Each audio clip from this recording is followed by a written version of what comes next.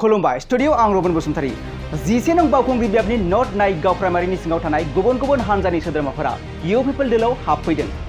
जेसेनो बिसायख'थिया खाथिसिन सौफैदों एसेनो इउ पिपल दोलोनि दोलो सोलायनाय हाबाफारि लानायाबो सोलिगासिनो दं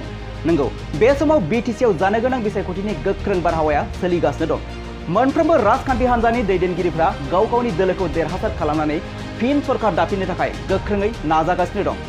थिग बे लेखायैनो इउ पिपल राजखान्थि हानजायाबो देरहासार जानानै फिन सरकार दानो थाखाय गोख्रों फोसावदिं मेल खालामनाया सोलिगासिनो दं आरो जयनिं हाबाफारि लानायाबो सोलिगासिनो दं गोबां समफोरावनो बावखुंग्रि बियाबनि गुबुन गुबुन दोलोनि मावथिफोरा रनजित बसुमतारीखौ देरहासार खालामनो थाखाय इउ पिपल दोलोआव जयेन जानायखौ जों बे समाव नुनो मोनगासिनो दं थिग बेबायदिनो जिसे नं बावखुंग्रि बियाबनि नर्थ नाइगाव प्राइमारिनि सिङाव थानाय गुबुन गुबुन हानजानि गासै 400निबो बांसिन सुबुंफोरा रनजित बसुमतारी बिथांनि नुजाथिनायाव इउ पिपल दोलोआव जयनिं जाफैनायखौ जों बे समाव नुनो मोनदों আজি আমাৰ বাউকুংগ্ৰি সমষ্টিৰ নৰ্থ নাইগাঁও প্ৰাইমাৰীৰ আণ্ডাৰত 410 জন বিজেপি আৰু বিপিএফৰ ছাপৰ্টাৰসকলে ইউ পি পি এল দলত যোগদান হৈছে এটা কথাটো স্পষ্ট হৈছে আজি ইউ পি পি এল দলে জয় জয় ময় হৈছে আমাৰ কি কয় 11 নম্বৰ বাউকুংগ্ৰি সমষ্টিত আৰু সেইবোৰ দেখি পেলাই আমাৰ দনেশ্বৰ গোহাৰি ডাঙৰীয়াই চক খাইছে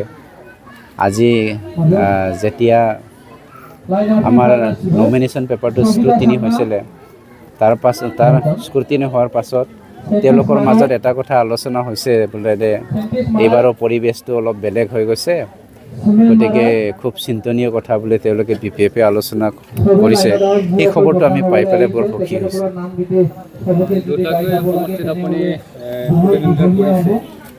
কিমান টাফ কিমান চ্যালেঞ্জ পাওঁ চাওক আমাৰ সন্মানীয় পাৰ্টি হাইকমাণ্ড প্ৰমোদ বড়ো ডাঙৰীয়াই মোৰ ওপৰত আস্থা ৰাখিছে পাৰ্টিটো আগুৱাই নিয়াৰ কাৰণে দুটাকে সমষ্টি 11 নং বাউকুংগ্ৰি আৰু 16 নং নিচিমা সমষ্টি মোক দায়িত্বভাৰ দিছে নমিনেটেড কৰিছে গতিকে মই ভাবিছোঁ পাৰ্টি আৰু হাইকমাণ্ডে মোৰ ওপৰত বিশ্বাস ৰাখিছে যাৰ ফলত এইখিনি দায়িত্বটো দিছে মইতো কণ্টেষ্ট আছে বুলি ভবা নাই 22 বছৰ দনে এমচিএলএ আৰু ইএম হৈ থকাৰ কাৰণে মানুহে ভাবিছিলে দনে বহুত ষ্ট্ৰং লিডাৰ বুলি কিন্তু আহি দেখিলোঁ মানে দনেশ্বৰ মোৰ কাৰণে অপজিশ্যনত থকা বা অপজিশ্যনৰ ষ্ট্ৰং এজন লিডাৰ বুলি মই অনুভৱ কৰা নাই মানে আপোনাৰ বিজয় পাক্কা না আমাৰ বিজয়টো একেবাৰে 100% কিয়নো সকলো জাতি জনগোষ্ঠী এইবাৰ মাৰবাণ্ডি ইউ পি পি এল দলক প্ৰমোদ বড়ো ডাঙৰীয়াক আশীৰ্বাদ কৰিবলৈ আহিছে আমাৰ পাৰ্টিয়ে আশীৰ্বাদ কৰিবলৈ আহিছে কিয়নো সকলো জাতি জনগোষ্ঠীয়ে বড়োসকলে চাগে ইমান অনুভৱ কৰিবলৈ সক্ষম হোৱা নাই কিন্তু সকলো জাতি জনগোষ্ঠী নন বড়োসকলে প্ৰমোদ বড়ো ডাঙৰীয়াক শান্তিৰ দূত সমন্বয়ৰ দূত বুলি আজি গণ্য কৰিছে গতিকে সেইটোৱে যথেষ্ট আমাৰ কাৰণে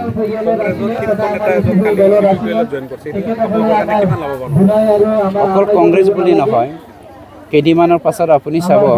MLA ইলেকশ্যনৰ আগে 90% BPFৰ লিডাৰবিলাকে ইউ পি পি এল দলত যোগদান হ'ব thank you ale ting BJP le tahe kena ado ting do ale nua UPP le selet na tele ujok bahal tuina te কি জন আইছে আপোনালোকৰ গাঁৱৰ পৰা 100 জন le he kena 111 জন ting nonde le joining na ale BJP ar eta koren ha ting UPP le join kena BJP কিয়ৰ কাৰণে আপোনালোকে সাপোৰ্ট কৰিলে আমাৰ কিবা ক্যান্ডিডেট নাই যেনে আৰু অতদিন কৰিছে কিছু নাই আহে আমাৰ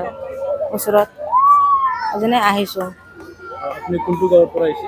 বালাজৰা বস্তি পিপিএলত যোগদান কৰিলে আগত আমি বিজেপিত আছিলো ইমান দিন কাম কৰিলো একো পোৱা নাই এই কাৰণে মই আজি APPLত আহিছো কেইজন আহিছে আপোনালোকৰ গাঁৱৰ পৰা 111 জন বিজেপি কিয়ৰ কাৰণে আপোনালোকে সাপোৰ্ট নিদিলে বিজেপি আজি ক্যান্ডিডেট নাই এই কাৰণে ইয়াত আহিছো আপোনাৰ গাঁও পশ্চিম গালাঝৰা আৰু আহিব লগা আছে নেকি আৰু নাই বৰ্তমান जादों बेयाव जोङो बिजेपि दोलोनिफ्राय आं दिनै इउपिपिएल दोलोखौ जोंनो बिजेपि दोलोआव थादोंब्लाबो जोङो मानो होनबा इउपिपिएलनि आदर्श मिजिंखौ लानानै जोङो बेयाव जगदान जादों। मानोना बिजेपिआव जों गोबाव सम थादोंब्लाबो खामानि मावनाय दामानि मावनाय माखासे जोङो टिकेट मोनैनि जाहोनाव जोंनि नायगाव एरियाखौ लानानै बेयाव जगदान जानाय जादों आरो बेयाव नायगाव एरियायाव बिजेपि दंब्लाबो खोब सानै साथाम मोननै मोनथाम बुथल'सै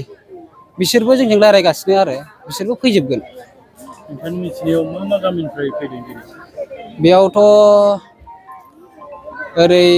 बुथ लेभेलनिफ्राय लानानै बुंनो थाङोबा मावरिया गाव मैयाबो मावरिया गावनिफ्राय माखासे आं दैदेननायानो नायगाव एरियाखौ आंनो दैदेनजोबनाय जायोमोन। मावरिया गामिनिफ्राय जाबाय ओरै 186 बुथ नाम्बार आरो ओरै दाबोरगाव अनुजुलि मासिंपारा ओरै बांगालदबा ओरै खेटेङा ओरै दङ आमगुरि गासै जथायखौ लानानै जोङो जइन जानाय जाबाय आरो बिजेपिनि जा कर्म खथि दङ नायगाव एरियायानो गैलियानो जा दं आरो जा दङ मोनथामसो जायगा दंबावो आरो बिसोरबो आंजों रायज्लायगासिनो आरो मानोना बिसोरो माखासे गावसोर फैनो हायैनि जाहोनाव दिनै जगदानखौ जानो हायाखै आरो गावसोरनि रायजो राजाजों रायज्लायनायाव जेन'बा बिजेपिया टिकेट होगोन होननानै जे कमप्रमाइसन जादोंमोन बिनि थाखायनो बेयो फैनो हायाखै आरो। नोंथाङा सिगां बिजेपिनि मा माबायाव खालामोमोन? आङो बुथ प्रेसिडेन्टमोन। बुथ प्रेसिडेन्टनियावबो दायथ' मावोमोन आरो भाइस प्रेसिडेन्ट बावखुंग्रिनि भाइस प्रेसिडेन्टआवबो दायथ' मावोमोन। नोंथांनि मिथिनायाव हमबोनायाव बेसेबांसो बिजेपिनिफ्राय दा इउपिपिएलआव आखाइ हमफैगोन बा हमफैदों होननानै? बेयावथ' 1000निबो बारा दंफैयो दा बिजेपिनिया मानोना इउपिपिएलआव जोङो जगदान जानाय जाबाय। जोङो जुदि टिकेट मोनाब्ला जों टिकेट मोनालासिनो जों सोरखौ सापर्ट होनो? बेनि थाखाय जों बिजेपिनिफ्रायनो इउपिपिएलखौ जोङो फेरेंगा सारखौ मोजां मोननानै जों जगदान होफैबाय आरो।